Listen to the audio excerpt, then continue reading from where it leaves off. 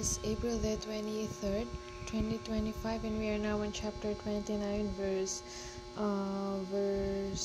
it? Oh no, I'm lost. Verse 18. Verse 18? No, it's not verse 18. I'm sorry. Verse 13. It says, "The poor and the deceitful man meet together. The Lord lighteneth both their eyes." So, the poor and the deceitful man may have, a different way of living. The poor man may be poor but honest and generous or something, and the deceitful man may be, he can be rich, or he can be not only deceitful but also dishonest. But no matter how polar opposites the situation of these two are, only the Lord can enlighten both their eyes. Only the Lord can change them.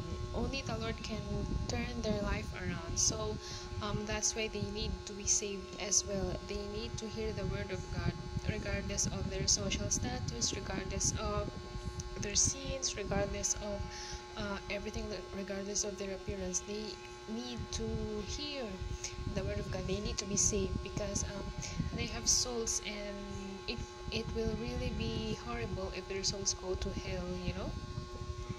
So let us not judge people based on their looks, but let us treat them as souls, treat them as lost souls that needed to be reached, that needed to be knowledgeable about God, that needed to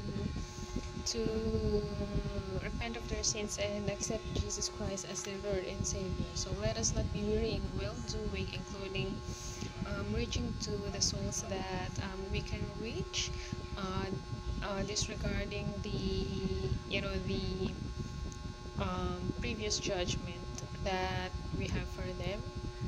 Because a lot of us, including myself, a lot of us kind of make presumptuous judgment. We are kind of like nitpicking the people who we're gonna share the word of God to. So let us pray to God for us to change, and for Him to teach us that every person is a soul. Every person has a soul, and every person is a potential to be one. So I think that's it for today. Thank you.